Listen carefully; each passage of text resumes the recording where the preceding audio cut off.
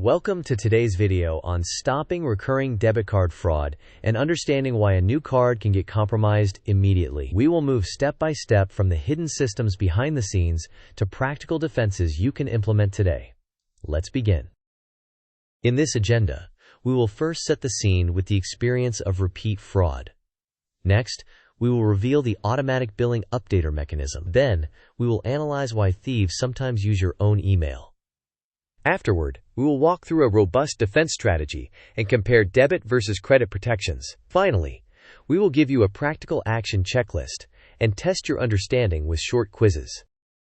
This content is educational and does not constitute legal, tax, or financial advice. Bank policies vary and change, so you must verify details directly with your financial institution.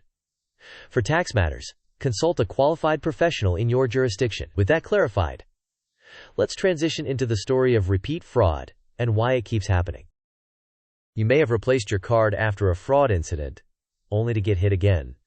The shock is real and frustrating. However, understanding the mechanism that can pass your new card number to old merchants is the first step to stopping it. Next, we will expose the system that quietly updates merchants with your replacement card details. Automatic Billing Updater, or ABU, is a service offered by card networks that automatically pushes your replaced card number to merchants on file so your recurring payments continue smoothly. Unfortunately, if criminals enrolled your old card in a bogus or compromised merchant account, ABU can deliver your new number to them as well. This is why fraud can reappear immediately after you receive a new card. To stop the cycle, call your bank and explicitly request that ABU be disabled for your account and all replacement cards. Ask for written confirmation or a case note. Additionally, keep meticulous records and file a police report. Documentation matters for investigations and may be required for any tax-related theft loss claims. Now, let's explore another puzzling behavior: why thieves sometimes use your own email address. Fraudsters sometimes attach your own email to transactions. This can happen if they are using stolen, legacy credentials where your email is already part of a saved profile, or because they want to receive shipping notifications sent to you. Monitoring delivery details helps them coordinate interception via local mule networks. People who receive and forward goods. If you see repeated local shipments, it often signifies a nearby operation. To counter this, secure your email with strong authentication and review all linked accounts. Next, we will stack your defenses with a prioritized strategy. First, lock down your identity perimeter. Enable two-factor authentication with an authenticator app for email and bank accounts. Because SMS can be intercepted or SIM swapped, use a password manager to create unique, complex passwords. Second, avoid using debit for online purchases. Credit cards generally provide stronger dispute protections and do not directly drain your bank account. If debit is unavoidable, use a low-float strategy by keeping only minimal funds in the linked account and transferring money in only when needed. Third, call your bank and instruct them to permanently disable ABU for your account and for all replacement cards. Request confirmation and a case number. Fourth, reduce your data footprint by opting out of data brokers.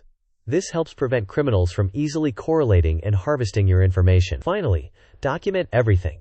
File a police report, keep evidence, and consult a tax professional regarding any theft loss documentation. Next, let's visualize how repeat fraud actually unfolds across the ecosystem. This sequence diagram depicts the life cycle of repeating fraud. The victim's card is compromised, prompting the issuer to replace it. The card network and ABU service then propagate updated credentials to merchants on file. Both legitimate and fraudulent merchants may receive the new card details. The fraudulent merchant processes a new charge, which posts to the victim's account. Alerts may even go to the victim's own email address. The fraud merchant orders goods, shipped via courier to a local mule address for interception and redirection. The victim disputes the charges, and the issuer investigates. Finally, the victim requests that ABU be disabled, which breaks future automatic updates to the fraudulent merchant and helps stop the cycle. Next, we will compare debit and credit card protections to inform safer payment choices. Debit cards connect directly to your cash. When fraud happens, your own money is tied up during the investigation. Credit cards, by contrast, typically offer stronger protections and don't drain your bank account while disputes are resolved. If you must use debit online, The low float strategy helps limit exposure by maintaining only a small balance. Additionally, be aware that card updater services can affect both debit and credit. Ask your issuer how to disable them. Now, let's reinforce your understanding with a concise mind map of your defense pillars. This mind map centers on stopping recurring fraud. The Identity Security Branch focuses on strong authentication and unique passwords. Payment Hygiene recommends credit over debit for online transactions and low float practices for debit. Bank controls include disabling ABU, enabling alerts, and applying limits or geolocking where available. Exposure reduction encourages opting out from data brokers and monitoring breach notices. Documentation ensures you maintain records, police reports, and consult with a tax professional about theft loss. With the strategy mapped, let's move into a practical checklist you can execute today. Use this table as your execution plan. Start by calling your issuer to disable ABU at the account level and ask for written confirmation. Next, enable Authenticator app-based two-factor authentication for your email and financial accounts. Rotate all passwords using a manager to eliminate reuse. Prefer credit cards for online purchases and pay balances in full. If you must use debit, set up a separate low-float account with minimal funds and transfer money only when required. Reduce exposure by opting out from data brokers. Finally, document theft with a police report, and keep all supporting evidence for investigations and potential tax-related documentation. Now, let's test your understanding with a quick quiz. Question: what is the most effective step to stop your new card number from being sent to a fraudulent merchant after replacement? Options: A. Change your email password only. B. Ask the bank to disable ABU on all replacement cards. C. Use SMS-based two-factor authentication. D. Lower your daily withdrawal limit. You may pause the video now to think about the answer. We will discuss the correct answer in the next section. The correct answer is B. Disabling ABU stops the automatic update pipeline that can deliver your new card number to fraudulent merchant accounts. While changing passwords using two-factor authentications and adjusting limits are valuable, they do not directly stop the ABU update from happening. Question: if you must use a debit card online, which tactic best reduces potential losses from fraud? Options: A. Keep a high balance to avoid declines. B. Use a low-float account with minimal funds and transfer as needed. C. Disable transaction alerts.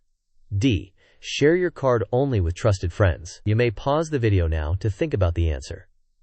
We will discuss the correct answer in the next section. The correct answer is B. Using a low-float debit account limits the available funds if criminals attempt charges. Keeping a high balance increases your exposure. Disabling alerts removes early detection. And sharing your card is unsafe. Now, let's capture the key takeaways. Remember these essentials. ABU can automatically send your new card number to merchants, including fraudulent ones. Call your bank and disable ABU on all replacement cards. Strengthen identity security with Authenticator-app-based two-factor authentication, and unique passwords. Prefer credit online, and if you must use debit, operate a low-float account. Reduce your data exposure by opting out from data brokers. Finally, document everything with law enforcement and consult a tax professional where applicable. Here is a Markdown-style 24-hour plan. Immediately call your issuer to disable ABU and request a confirmation number. Lock your email and bank accounts with app-based two-factor authentication. Rotate all passwords using a manager and enable transaction and shipping alerts. Prefer credit for online purchases and set spending or merchant alerts where available. If debit is required, configure a low-float account. Begin data broker opt-outs and file a police report while saving all documentation. Finally, we will summarize and wrap up with next steps.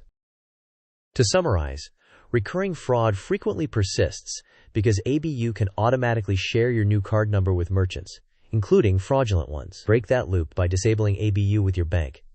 Strengthen your identity security with Authenticator app-based two-factor authentication and unique passwords. Prefer credit online and use low-float debit only when necessary. Document everything and reduce your digital footprint to limit exposure. Now, let's close with a final note. Thank you for watching. If this video helped you, please like it, share it with someone who banks online, and subscribe for more practical security tips. Tell us in the comments, did disabling ABU stop your repeat fraud, and what tactic worked best for you? Your experience can help others. See you next time.